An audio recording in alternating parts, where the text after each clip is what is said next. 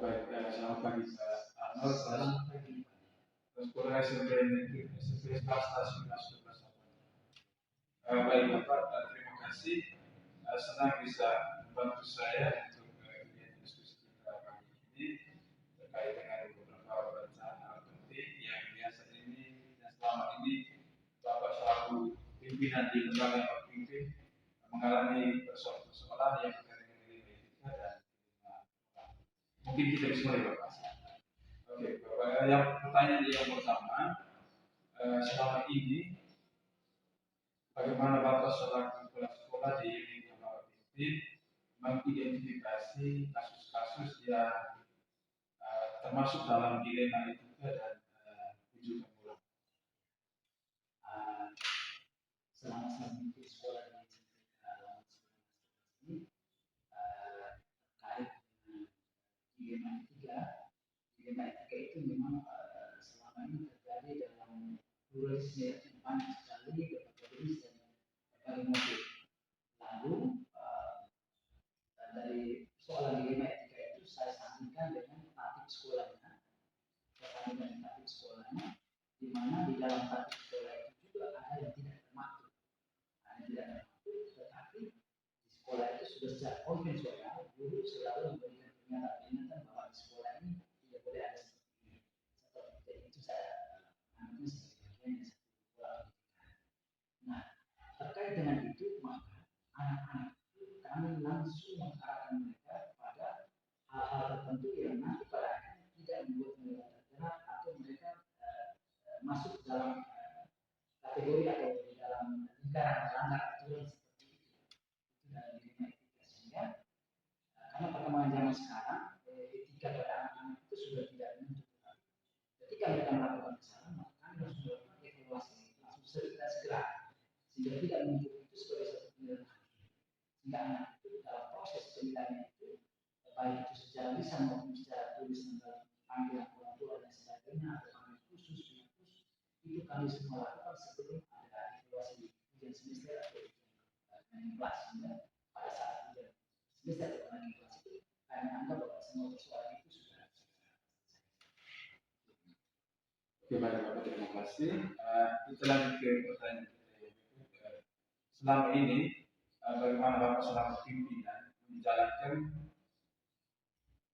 tindakan pengambilan keputusan di sekolah Bapak, terutama berkaitan dengan kasus-kasus yang termasuk dalam dilema etika maupun kasus-kasus yang terkait dengan dilema etika dan rujukan moral itu biasanya terjadi kasus misalnya mengganggu anak dalam hal ini menuju ke hal-hal moral di mana membuat anak itu menjadi tidak berdaya lagi datang di sekolah, lalu anak itu menjadi tidak mau datang ke sekolah, itu kan halang.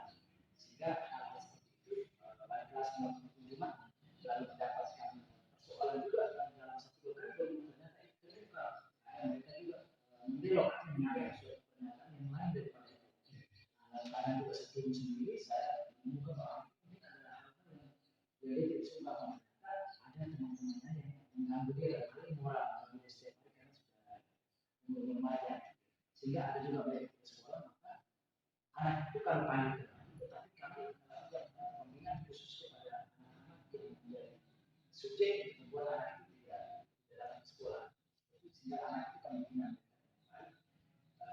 bagi orang tuanya lalu kami sama-sama bina bahwa dia di sekolah tidak boleh dilakukan misalnya dia maki-maki maka di rumah tidak boleh maki sehingga di sekolah juga dia tidak boleh maki atau melakukan untuk temannya atau menyentuh temannya tanpa permisi dan sebagainya sehingga anak itu pada akhirnya juga menjadi jelas. Tetapi ada juga yang sampai keterlaluan lalu melarikan diri lalu kami tetap panggil dia kembali lalu kami bina dia lagi anak itu kami arahkan untuk tinggal di guru-guru atau keluarga yang bisa mendidik dia karena kan mereka itu teman-temannya kelakuannya jauh dan puji Tuhan bahwa di sekolah SMP 12 ini kasus yang ada terjadi tapi semuanya diselesaikan dan anaknya sultan dan bahkan anak yang tamat malah masuk di seminari hoki sampai sekarang dia calon pastor.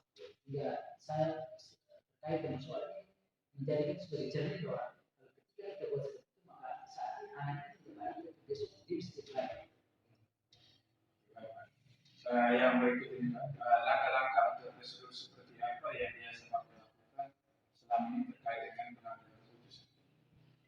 langkah-langkah yang saya ambil dalam mengambil keputusan itu, yang pertama itu saya menggalang. Proses penggalangan itu berawal dari munculnya sebuah kasus persoalan. Penggalangan itu kan mulai dari teman dekatnya, kemudian yang kedua di kelasnya, kemudian yang ketiga itu wali kelasnya, kemudian yang keempat ke orang tuanya, lalu setelah itu kami mendapatkan data dan juga tidak terlepas dari masyarakat juga. Setelah data ini saya himpun, kemudian saya melakukan rapat untuk menentukan jalan keluar tentang bagaimana sikap kita menghadapi anak ini dengan persoalan seperti ini. Nah, dari seluruh alternatif itu kami kaji sedemikian rupa sehingga kami mengambil suatu solusi bahwa terjadinya peristiwa ini karena anak ini dilanda oleh ini. Nah, kami menyelesaikan persoalan itu dengan keputusan bersama, memilih betul-betul menunjuk beberapa tahap untuk melakukan pendekatan dengan baik, dengan mencoba untuk mengkaji persoalan kasus yang dia tadi, sehingga lama-lama anak itu berubah. Dan puji Tuhan juga ada beberapa kasus seperti ini, anak-anak bisa balik kembali dari sekolah.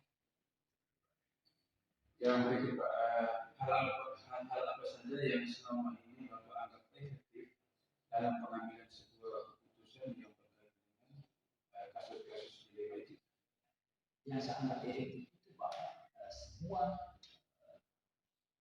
komunitas sekolah, baik guru, tenaga pendidik maupun tenaga pendidikan itu saya rangkum mereka semua, lalu kita mengeluarkan pendapat bagaimana sikap satu persatu sehingga keputusan yang kami ambil itu betul-betul menjadi suara kita semua, sehingga di sekolah itu tidak ada orang yang saling menjual satu dengan lain atau saling bully satu dengan lain. Sehingga itu saya anggap efektif dan tidak membawa pertahanan sekolah. Yang hal-hal apa saja yang selama ini merupakan tantangan yang dihadapi Bapak dalam pengambilan sebuah keputusan terkait dengan kasus-kasus dilema itu? Tantangan yang terjadi itu bahwa ketika orang tua anak itu yang selalu membuat sesuatu tidak ada di tempat. Nah, yang bertanggung jawab atas mereka otomatis itu adalah di luar untuk kami, sehingga kebanyakan hal-hal yang kita ambil memohon pendekatan atau bimbingan di rumah itu sering terpercaya karena anak itu tidak membuat kami di situ. Nah, itu tantangan yang paling berat ya. Semua anak banyak orang tua.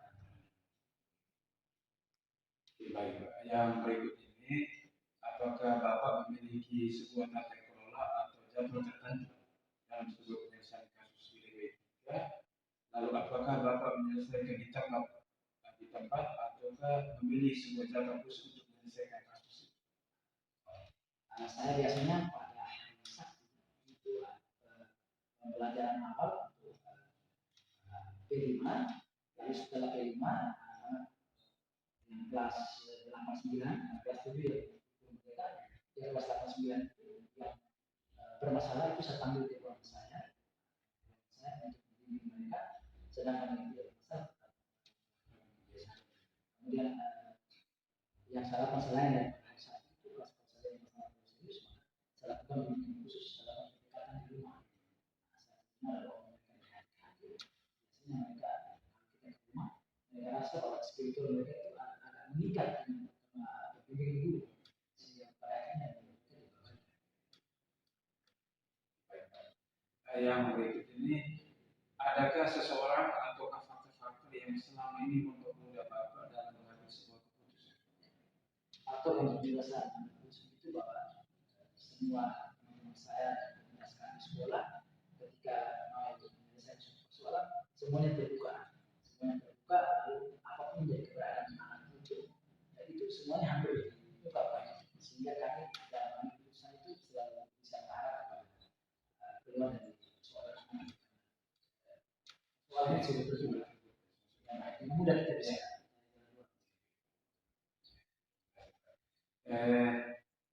Yang terakhir Pak, dari semua yang telah disampaikan, kira-kira pembelajaran apa yang dapat Bapak petik dari pengalaman Bapak dalam mengambil sebuah keputusan terkait dengan kasus-kasus dilema itu?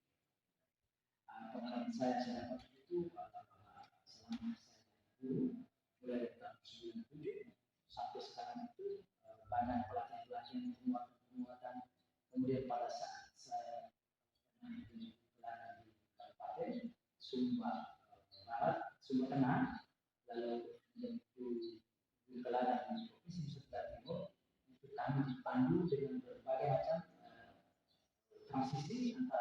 pembelajaran masa lalu dengan pembelajaran masa kini yang juga sekarang betul diramu dalam kurikulum mereka, itu bahwa anak itu adalah insan manusia yang perlu ditempa dan dibimbing dalam proses sehingga dia akan berkembang dari hari ke hari, sehingga pada dasarnya guru harus selalu berdekat dengan mereka untuk membimbing satu persatu tanpa putus asa, sehingga pada akhirnya anak itu pasti berubah dan dia berkembang sesuai dengan irama perkembangan.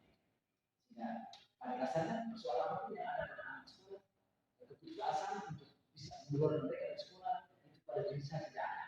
Tapi saya harus berusaha dengan teman-teman untuk bagaimana bisa keluar dari teknologi dan anak itu terbebas dari dan bisa mengajar sekolah sesuai dengan. Oke, baik Pak Arnold, tanpa terasa diskusi kita sudah selesai. Terima kasih atas jawabannya, semoga bermanfaat. Salam menjaga kebersihan dan salam sehat. Sama-sama. Terima kasih Pak. Sudah mulai dengan baik, selamat pagi. Jadi pada kesempatan ini saya selaku TGP Angkatan 9 sedang bertemu dengan Bapak Kepala Sekolah SMP Negeri 2 Nartimo, Bapak Yohanes Sudirata SPD. Pada kesempatan ini saya akan melakukan wawancara dengan Bapak selaku pimpinan kita terkait dengan kebijakan-kebijakan yang Bapak ambil terkait dengan persoalan-persoalan yang dihadapi di sekolah kita dalam kaitan dengan persoalan yang berkaitan dengan dilema etika dan dilema moral. Mungkin kita bisa mulai Pak ya? Iya. Pertanyaan pertama Bapak, selama ini bagaimana Bapak selaku kepala sekolah mengidentifikasi kasus-kasus atau persoalan-persoalan yang merupakan dilema etika atau kebutuhan moral? Mungkin sebelumnya saya menyampaikan sedikit terkait dengan dilema etika. Itu persoalan-persoalan yang kita hadapi, yang mana pada saat itu dua persoalan itu mempunyai kandungan nilai benar yang sama. Contohnya seperti ada persoalan siswa, di satu sisi kita menegakkan aturan sekolah, kemudian di satu sisi kita memperhatikan nasib anak itu, siswa bersangkutan, sehingga di sini sekolah mengalami suatu dilema terkait dengan memutuskan perilaku siswa yang melanggar tertib, tetap menegakkan aturan pada satu poin yang benar, di satu sisi memperhatikan keberadaan anak itu untuk bisa melanjutkan sekolah. Ini tentunya sekolah berhadapan dengan dua dilema. Kemudian dilema yang kedua itu disebut dengan bujukan moral. Bujukan moral ini contoh mungkin seperti aturan sekolah, siswa sudah memperoleh nilai sekian, kemudian mungkin mereka melanjutkan ke pendidikan lebih tinggi, kemudian ada permintaan misalnya anak-anak diharap untuk nilai rapotnya dinaikkan, sedangkan aturan sekolah mungkin sudah seperti itu. Pada poin ini sekolah mengalami dilema. Di satu sisi apakah tetap mempertahankan nilai yang ada ataukah memberikan nilai, mengangkat nilai anak itu untuk membantu dia masuk ke perguruan tinggi sudah perminta. Ini juga mungkin pernah dialami oleh Bapak atau mungkin kasus-kasus lain. Mungkin ini penjelasan sedikit tentang dilema etika dan bujukan moral. Mungkin kesempatan saya berikan kepada Bapak untuk menjawab pertanyaan ini. Baik, terima kasih untuk pertanyaan ini. Pak Andi sebagai calon guru penggerak, pertanyaan ini membutuhkan sebuah jawaban, walaupun itu saya dalam pemikiran saya ini seperti buah simalakama ini Pak Andi. Buah simalakama dimakan ibu mati, tidak dimakan ayam mati. Tetapi sebagai pimpinan di sebuah lembaga seperti SMP 2 Nartimo, kita harus berani untuk mengambil sebuah keputusan, walaupun keputusan itu tidak menyenangkan pihak-pihak tertentu, tetapi dinilai dari sisi moralnya ataupun aturan-aturannya, kita harus pintar-pintar mengambil keputusan. Dalam arti bahwa sebuah keputusan itu harus diambil kalau pakai dasar peraturan, misalnya Pak Andi. Kalau kita pakai dasar peraturan, artinya bahwa jauh-jauh hari sebelumnya kita sudah mempunyai atau sudah meratifikasi sebuah peraturan peserta didik SMP 2 Nartimo yang pada waktu itu kita sudah mempunyai satu komitmen bahwa peraturan ini dibuat bukan untuk atau bukan berorientasi pada pengambilan sebuah keputusan untuk menghukum anak, tetapi untuk membuat perubahan tingkah laku. Prinsipnya peraturan itu dibuat jadi ada supaya menjaga agar perilaku anak bisa terjaga pada track atau pada jalur-jalur yang masih bisa diterima oleh kita sebagai warga SMP 2 atau warga masyarakat di lingkungan sekolah pada umumnya. Sehingga terkait dengan pengambilan keputusan dalam kaitan dengan pengambilan keputusan yang bisa saja punya dua sisi yang sama-sama pentingnya, tetapi kita mesti lihat kalau memang secara aturan juga kita bisa masuk tidak total di sana, lalu secara moral dia juga terbantu dengan keputusan-keputusan seperti itu. Seperti terakhir kemarin Pak Andi, ada anak yang melakukan pelanggaran tata tertib sekolah secara jelas-jelas tertulis dalam tata tertib sekolah, tetapi akhirnya kita oleh saya sebagai pimpinan membawakan kita semua dalam satu ruang diskusi yang baik agar bisa mengambil sebuah keputusan yang betul-betul tidak mengabaikan moral anak itu dalam perkembangannya maupun mengabaikan tata tertib sekolah dalam pelaksanaannya. Sehingga seperti kemarin ada anak yang mestinya keluar, kita akhirnya mengambil karena mengingat masa depannya. Kalau kita keluarkan di bulan-bulan pada semester genap begini sudah mendekati masa ujian sekolah, apalagi mereka kelas 9, sehingga kita tidak mengeluarkan mereka dari sekolah, tetapi kita memberikan skorsing dalam jangka waktu tertentu yang berharap bahwa dengan skorsing itu kita punya anak bisa mengalami perubahan tingkah laku, sehingga secara moral dia merasa bahwa saya harus berubah di sini sebenarnya, tetapi bahwa keputusan itu tidak mulus-mulus, tidak menyenang atau merugikan satu pihak dan merugikan pihak lain pada saat kita membuat atau mengambil sebuah keputusan. Mungkin hanya begitu Pak. Baik, terima kasih untuk jawabannya. Kita lanjut ke pertanyaan kedua. Selama ini bagaimana Bapak selaku pimpinan menjalankan pengambilan keputusan di sekolah Bapak, terutama untuk kasus-kasus di mana ada kepentingan yang sama-sama besar atau sama-sama mengandung nilai pribadi. Artinya satu keputusan yang mana ada dua nilai yang terkandung di situ, seperti yang tadi Bapak sampaikan. Ada siswa yang memang kita antara menegakkan aturan atau kedua pihak memperhatikan masa depan dan pengambilan keputusan selama ini yang Bapak lakukan gitu. Ya. Baik, terima kasih. Jadi pertanyaan berikut ini terkait dengan keputusan-keputusan yang pernah kita buat, pernah kita ambil. Saya artinya sebagai pimpinan atau kepala sekolah juga tidak mengambil keputusan sepihak. Kita mesti ada rekan kerja yang lain, ada warga sekolah yang lain berupa pendidik dan tenaga kependidikan di sekolah, ada juga komite di sekolah. Walaupun dia tidak ada di sekolah, tapi dia itu menjadi mitra dari sekolah, sehingga setiap keputusan yang kita ambil, kepala sekolah punya pertimbangan bahwa keputusan ini baik atau tidak, itu memang ada pertimbangan, tetapi harus dimusyawarahkan, didiskusikan bersama dengan warga sekolah, dalam hal ini pendidik dan tenaga kependidikan, ataupun berkoordinasi lanjut dengan komite SMP 2 anak. Mungkin itu yang bisa saya sampaikan. Oke, baik Bapak, terima kasih. Kita lanjut saja ke pertanyaan yang ketiga. Apa langkah-langkah atau prosedur seperti apa yang biasa Bapak lakukan dalam menghadapi persoalan yang kita alami di sekolah dan terkait dengan keputusan yang akan kita ambil? Ya, terkait dengan hal begini kan dia sudah teknis sebenarnya.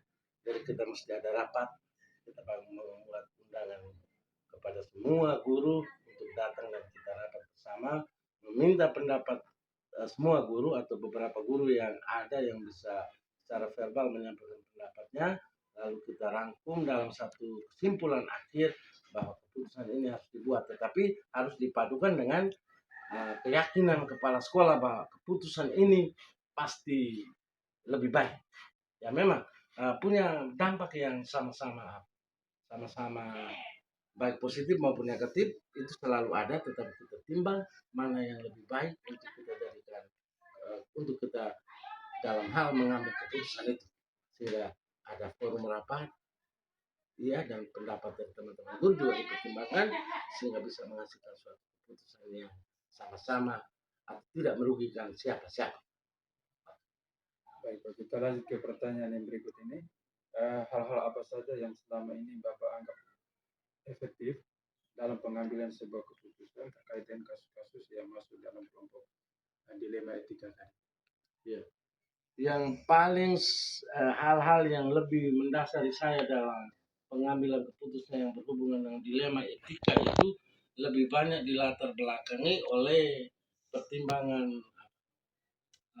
perubahan tingkah laku dari seorang peserta didik atau perubahan tingkah laku dari orang yang kita mau ambil keputusan dan kenakan ke dia itu.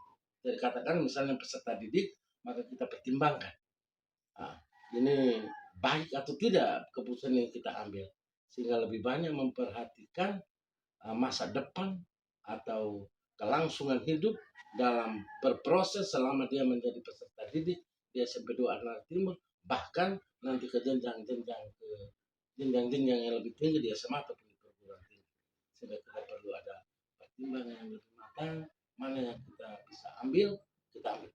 Walaupun ada pihak lain merasa tidak pas memang, tetapi mau tidak mau kita harus ambil keputusan yang tidak merugikan pihak-pihak tertentu.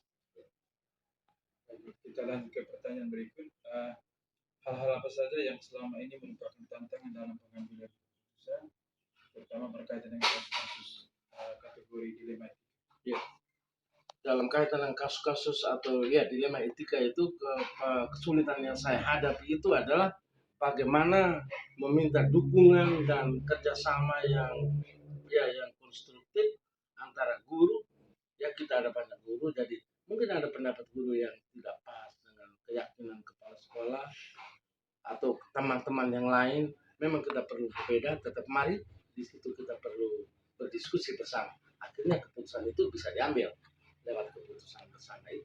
Kita diskusikan mana yang paling baik. Sehingga tadi kalau memang ada masalah yang kita alami, kepala sekolah tidak dengan satu dua guru yang lain, kepala sekolah sendiri, tetapi kita semua urung rembuk untuk mengambil keputusan dalam kaitan dengan masalah-masalah, apalagi di situ adalah dilema etika. Sehingga secara moral, SMP 2 secara kelembagaan di wilayah kecamatan kita punya tidak seperti berdiri di satu pihak, lalu pihak yang lain itu peserta didik dan orang tua merasa bahwa antara ada jarak yang terlalu jauh, sekolah mementingkan lembaga secara organisatoris, sementara orang tua kita abaikan atau anak-anak kita abaikan. Saya harap yang itu kita hilangkan. Yang terpenting itu bahwa mengambil keputusan tetapi tetap memperhitungkan moral atau kelangsungan hidup masa depan daripada peserta didik yang ada di bawah atap atau naungan SMP 2 Arnara Timur. Kita lanjut ke pertanyaan berikutnya. Pertanyaan sedikit panjang. Apakah Bapak memiliki sebuah tata kala atau jadwal tertentu dalam sebuah penyelesaian kasus dilema etika? Kemudian apakah Bapak langsung menyelesaikan di tempat atau memiliki sebuah jadwal untuk menyelesaikannya? Kemudian bentuk atau prosedur seperti apa yang Bapak jalankan? Yes. Jadi dalam kaitan dengan masalah-masalah yang ada di sekolah, kita di sekolah ada punya jadwal atau ada kegiatan rutin yang terjadwal secara baik, yaitu ada rapat bulanan, ada rapat mingguan bahkan. Maka di situ biasanya saya meminta data itu pertama dari guru BK, lebih-lebih pada guru BK dan guru wali kelas atau guru kesiswaan. Kalau ada data yang muncul dan kita harus membuat keputusan, maka saya pasti melakukan koordinasi dengan teman-teman terkait, yaitu guru kesiswaan, guru wali kelas, dan guru BK. Untuk bagaimana juga tentu wakil kepala sekolah dalam hal ini untuk mendiskusikan bagaimana masalah-masalah yang berhubungan dengan dilema etika itu bisa kita cepat selesaikan. Kalau dibiarkan larut, dibiarkan lama dulu, dijadwalkan dalam tempo yang agak lama, takutnya masalah itu menjadi spektrum agak luas yang berbias agak luas dan menjadi dampak yang tidak baik untuk peserta didik yang lain yang mereka ingin dapat adalah hal yang baik, tetapi akhirnya hal yang negatif tadi dia berkembang bebas dan liar di kalangan mereka dan mempunyai dampak yang negatif itu sendiri untuk sekolah. Sehingga saya pikir ya memang perlu ada satu pola, sehingga pola yang kita pakai itu kepala sekolah mendapatkan mengidentifikasi kasus lalu mengkomunikasikan kasus itu dengan teman-teman guru yang terkait, yaitu guru kesiswaan, guru wali kelas dan guru BK, dan juga wakil kepala sekolah sendiri dan guru-guru yang lain dalam satu forum untuk kita mengidentifikasi bersama, membahas bersama dan mengambil keputusan dalam dua bersama. Oke, baik, terima kasih jawabannya. Kita lanjut saja ke pertanyaan berikut. Apakah seseorang atau faktor-faktor apa yang selama ini mempermudah atau membantu Bapak dalam pengambilan keputusan terkait dengan kasus-kasus yang masuk dalam kategori dilema etika? Seseorang atau faktor-faktor tertentu yang membantu atau mempermudah Bapak dalam mengambil sebuah keputusan terkait dengan persoalan-persoalan yang masuk dalam kategori dilema etika. Jadi faktor ini lebih banyak mempengaruhi saya itu dukungan sebenarnya, daya dukung yang saya miliki yang ada pada SMP 2 nanti. Saya tidak mempersoalkan soal macam tata tertib atau peraturan yang kita sudah ratifikasi bersama, tetapi yang terpenting di situ kemauan teman-teman untuk berpikir bahwa ada pelanggaran tertib memang, tetapi bahwa di situ pelanggaran tertib itu bukan semata oleh peserta didik. Saya sering omong itu Pak, bahwa setelah ada tertib lalu ada terjadi pelanggaran, di situ sebenarnya terjadi penyimpangan bukan hanya oleh peserta didik, tetapi juga sebenarnya atas pendampingan guru yang maksimal, maka anak-anak sebenarnya dia tidak akan melakukan pelanggaran-pelanggaran yang nanti pada akhirnya kita katakan bahwa ada pelanggaran yang kita sekolah secara organisatoris dinyatakan bahwa kita berada pada satu dilema etika, sehingga saya lebih mengharapkan bahwa teman-teman guru mendampingi peserta didik secara baik, sehingga teman-teman guru yang ada di sekolah juga saya lihat memang itu mempunyai pandangan-pandangan yang sudah ada yang perlu banyak belajar, tetapi ada banyak yang sudah mereka bisa berpendapat atau mempunyai feeling yang sama ketika kita dihadapkan dengan satu masalah berupa dilema etika itu, sehingga daya dukungnya adalah teman-teman guru yang ada di SMP 2 Timur memberikan dukungan dengan pertimbangan-pertimbangan yang ada. Terima kasih. Kita ke pertanyaan yang terakhir. Dari semua hal yang telah disampaikan oleh Bapak, pembelajaran apa yang dapat Bapak petik dari pengalaman Bapak dan mengambil sebuah keputusan yang masuk dalam persoalan-persoalan yang kategori dilema etika? Ya. Yang menjadi pembelajaran itu bahwa saya sebagai kepala sekolah memang perlu bijak dalam menyikapi situasi-situasi di sebuah sekolah yang kalau muncul masalah-masalah atau ada dilema etik, sehingga ada masalah yang kaitannya dengan dilema etika, memang kepala sekolah harus lebih bijak di situ. Tidak bisa melihat dari sisi aturan semata, tetapi melihat juga dari kita manusia, baik itu sebagai pendidik atau peserta didik yang dihadapkan dengan aturan-aturan seperti tadi. Sehingga memang kepala sekolah harus bijak, mengajak guru untuk berpikir dan memberikan pendapat secara lebih bijak, sehingga keputusan yang kita ambil itu juga tentu tidak merugikan satu pihak semata, tetapi bahwa itulah keputusan yang harus kita ambil walaupun punya dilema etika tertentu. Mungkin begitu Pak. Oke, baik Bapak, terima kasih. Sekian saja proses wawancara kita. Akhirnya sebelum menutup wawancara, saya menyampaikan banyak terima kasih kepada Bapak yang sudah bersedia bantu saya dalam proses wawancara ini. Akhirnya selamat pagi. Terima kasih sama-sama dan sukses Pak. Terima kasih.